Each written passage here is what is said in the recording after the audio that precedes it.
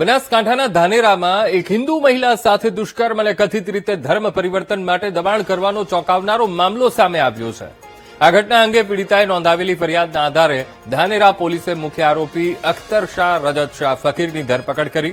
પીડિતાએ police સમક્ષ આક્ષેપ કર્યો છે કે આરોપી અખ્તર શાહ ફકીર તેની ઈચ્છા વિરુદ્ધ બળજબરીપૂર્વક વારંવાર દુષ્કર્મ આચરતો હતો. આ સાથે જ આરોપીએ માનસિક અને શારીરિક દબાણ કરીને તેનું ધર્મ પરિવર્તન પણ કરાવ્યું હતું. પીડિતાના જણાવ્યા મુજબ આરોપી તેને ધમકી આપતો હતો કે જો આ બાબતની જાણ કોઈ અન્ય વ્યક્તિને કરવામાં આવશે તો તે તેને જાનથી મારી નાખશે.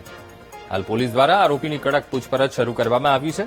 ધાનેરા પોલીસ આ કેસમાં ધર્મ પરિવર્તન માટેનું દબાણ, બળાત્કાર અને જાનથી મારી નાખવાની ધમકી સહિતની કલમો હેઠળ ઊંડાણપૂર્વક તપાસ ચલાવી રહી છે.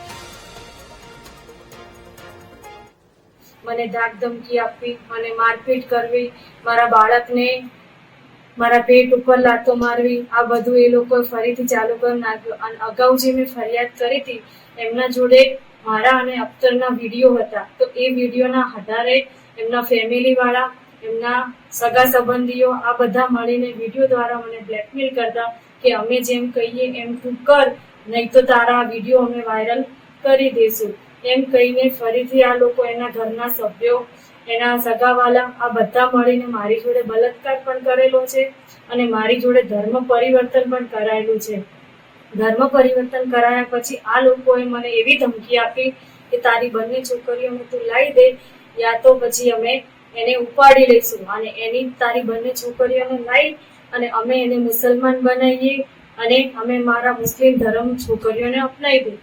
તો બસ એના ડરથી હું બહુ ડરી ગઈ. મારી જોડે કોઈ રસ્તો નતો કે હું કોઈનો સહારો લઉં.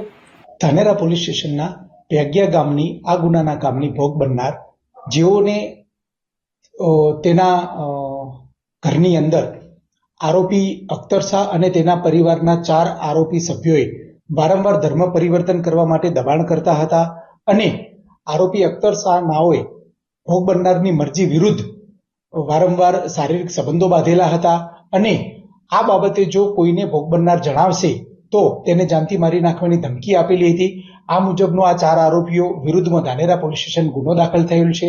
જે ગુનાના કામે આરોપી અખ્તર શાહની ધરપકડ કરવામાં આવેલી છે અને આગળની તટસ્થ અને નિષ્પક્ષ તપાસ ચાલુમાં છે.